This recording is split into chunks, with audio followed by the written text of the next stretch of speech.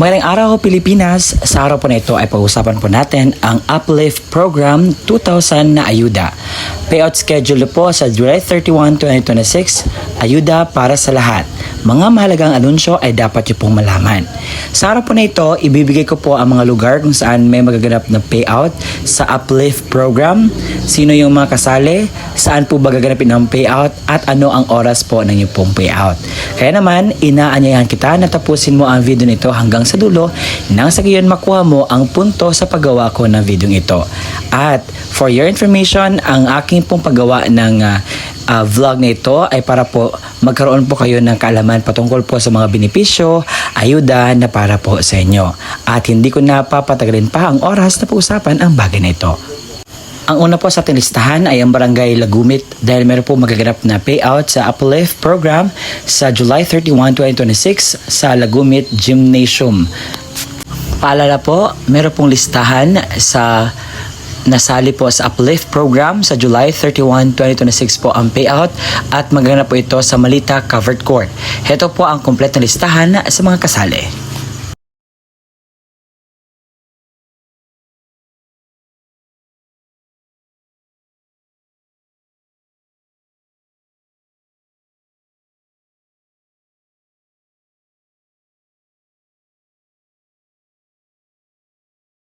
Sa Barangay Bulila, meron po magaganap na payout sa July 31, 2026 sa second batch po ito ng Uplift Program.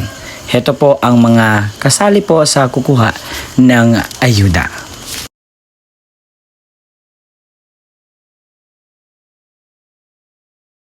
Ang kasunod po ay ang Bukidnon sa munisipalidad ng San Fernando dahil meron po magaganap na payouts Uplift Program sa July 31, 2026 sa mga barangay po na ito. Sa Bunakaw, Iglugsad, Namnam, Kayawan, Magkalungay, Kibungkog, Santo Domingo at magaganap po ang inyong pong payout sa Barangay Covered Court ng Barangay Namnam. At ito po ang mga listahan sa mga pangalan na kasali.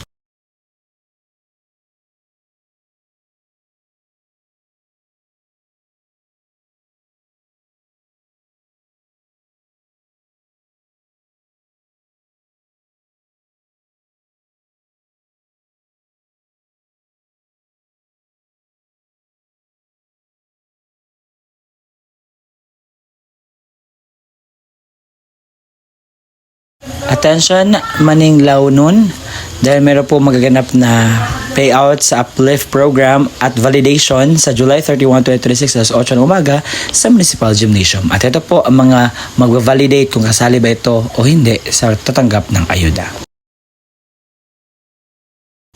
Sa Barangay Kinabalan, meron po magaganap na validation sa alauna po ng hapon sa July 31, 2026 alas 8 hanggang 5 po ng hapon ang venue. Sa mga nakalista dito, kinakailangan po kayong pumunta kasi ang kasali dito ay makatanggap po ng 2,000 pesos na ayuda galing sa ating gobyerno.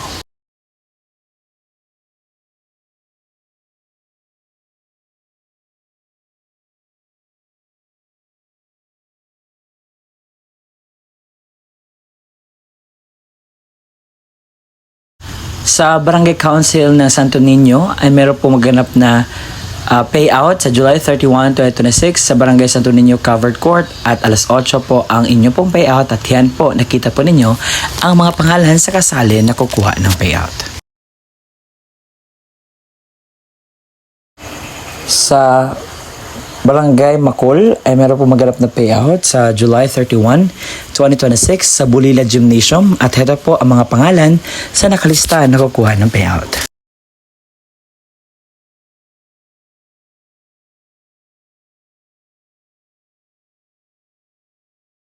Magandang araw mga Bagtasenyo. Meron po maganap na payout sa July 31, 2026 sa alas 8 ng umaga hanggang 10 ng umaga at ito po ang mga pangalan sa i-verify po. Sa Barangay Poblacion 8, Cotabato City ay meron pong na-postpone ang inyo pong payout at magaganap po ito sa July 31, 2026. Sa Tigaon Sports Complex ay meron pong magaganap na payout sa Uplift program sa July 31, 2026. Sa Agusan del Sur, sa Munisipalidad ng Trento, sa July 31, 2026, meron pong Uplift program payout sa alas 6 ng umaga. Sa Barangay Pangyan, 33 po ang pensioners. Ang kasali. Sa San Isidro, 96 po. San Roque, 63. At Santa Maria, 248. At ito po ang mga pangalan sa kasali po na kukuha ng ayuda.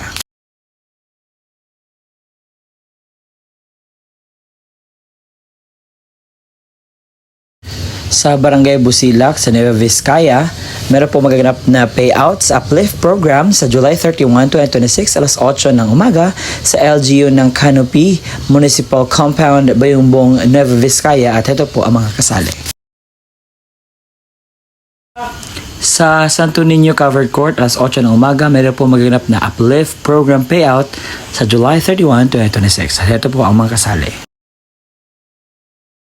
Sa Barangay Poblacion, sa July 31, 2026, alas 7:30 ng umaga sa RCB Gymnasium ay meron po magaganap na payout sa Uplift program sa July 31.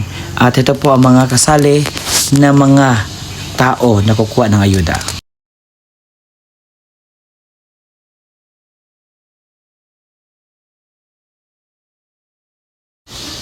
Sa Barangay Alulayag-Layag, meron po maganap na payout sa Uplift program sa July 31, 2026. At ito po ang mga kasali sa kukuha po ng payout.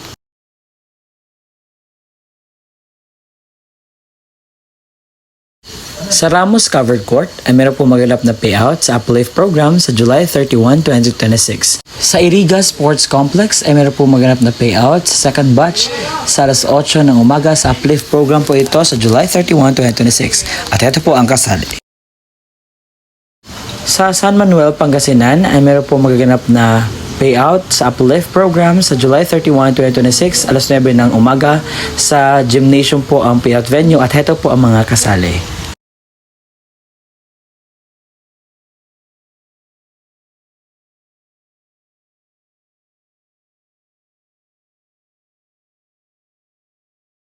Sa Bangkolians ay meron po magaganap na payout sa Uplift program sa July 31, 2026 sa alas 8 ng umaga at magpunta lang po kayo sa barangay para kukuha po ng form. At ito po ang mga kasali.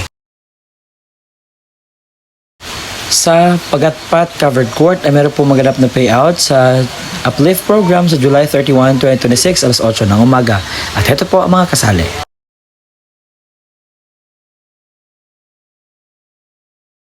Sa Covered Court ng Barangay San Francisco, tabi na Zamboanga del Sur, ay meron po maganap na validation sa July 31, 2026, alas 8:05 po ng hapon sa mga magiging qualified na kasali po sa ayuda sa Uplift program. Ito po ang mga pangalan.